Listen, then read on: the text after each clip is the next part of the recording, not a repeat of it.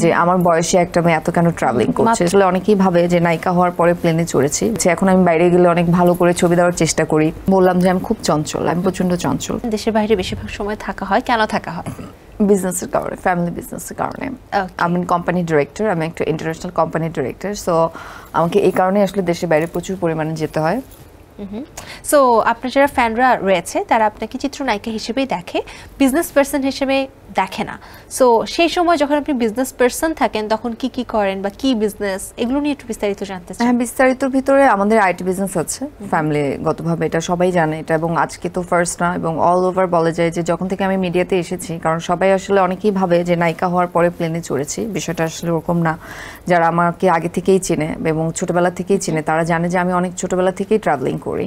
এই বিষয়টা আসলে অনেকের কাছে অনেক বড় বিষয় যে ও প্রতি বছর এতবার কেন বাইরে যাচ্ছে, যে বিষয়টা আমার কাছে আসলে খুবই নর্মাল একটা ফ্যাক্ট, এবং বাংলাদেশের কাছে, বাংলাদেশের মানুষদের কাছে এটা খুব মানে বলা যায় যে খুবই সাসপিশিয়াস একটা থিং যে আমার বয়সে একটা মেয়ে এত কেন ট্রাভেলিং করছে। সো আমাদের সিনেমা করে বিদেশে এতবার যাচ্ছে, কি ঘটনা এখানে? হ্যাঁ, সবাই আসলে ওইভাবে ভাবে, কারণ কেউ তো আসলে আমার ব্যাকগ্রাউন্ডটা ঘাটে না, কেউ কিন্তু গিয়ে আমার আইডিটা দেখছে না। যেমন আমার ফেসবুক আইডিতে গেলে দেখবে যে 10 বছর আগেও 11 বছর আগেও আমার সিঙ্গাপুরের ছবি আছে, হ্যাঁ, বা দুবাইতে ছবি আছে, বা দেখা যাচ্ছে নেপালের ছবি আছে।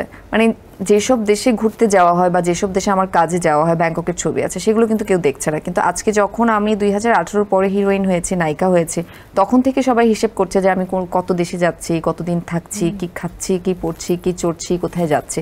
যেমন আমার ডিরেক্টর ইস্পাহানি আরিফ জাহান স্যার আমাকে বলতো যে অধরা, তুমি এত বাইরে যাও, তুমি কেন ওয়েল ড্রেস আপ করে ছবি দাও না, সুন্দর সুন্দর জায়গার ছবি দাও না? তো আমি তখন আসলে স্যারকে বলতাম যে ভাইয়া, যারা আসলে 1-2 বারের জন্য দেশের বাইরে আসে তাদের একটা প্রিপারেশন থাকে, আমার আসলে এভরি ইয়ারে 7-8 বার করে দেশের বাইরে আসতে, so I become tired, very much tired.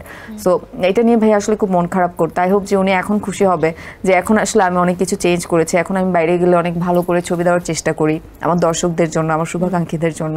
So আসলে বিষয়টা ওরকমই। সো আমাদের বিজনেসটা হচ্ছে আইটি বিজনেস, এবং কেউ যদি গুগল করে তারা পেয়ে যাবে যে আমার আসলে কাজটা কি, আমি কি করি। ওকে, দর্শকদের কাছে এটা রেখে দিলাম। সো এই যে আপনি ছোটবেলা থেকেই বিদেশে যাচ্ছেন, বিভিন্ন জায়গায় যাচ্ছেন, এবং এটা নিয়ে এখন অনেক বেশি আলোচনা হচ্ছে। সো সাধারণত যেটা দেখা যায়, আমরা দেখি তো মিডিয়াতে তারাই আসছে যারা হয়তো তেমন বিজনেস পরিবার থেকে আসেনি, হয়তো তারা শুধুমাত্র মিডিয়াটাকেই ধ্যান জ্ঞান করে এসেই নায়িকা হয়েছে। তো সেক্ষেত্রে আপনি ডিফারেন্ট, আপনার একটা আলাদা প্রফেশন রয়েছে, একটা আলাদা লাইফ রয়েছে, তারপর আপনি মিডিয়াতে এসেছেন। এইটা কেন, মানে এই চেঞ্জেসটা কেন আনলেন, কেন মিডিয়াতে আসলেন? ওই যে বলা যায় যে আমি বসে থাকতে পারি না, আমি বললাম যে আমি খুব চঞ্চল, আমি প্রচন্ড চঞ্চল। ফার্স্ট কথা হচ্ছে এটা, আমি আমার মনে হয় কথা শুনে অলরেডি আপনি বুঝতে পারছেন, তাই না? যারা চঞ্চল তারা অনেক কথা বলতে পারে।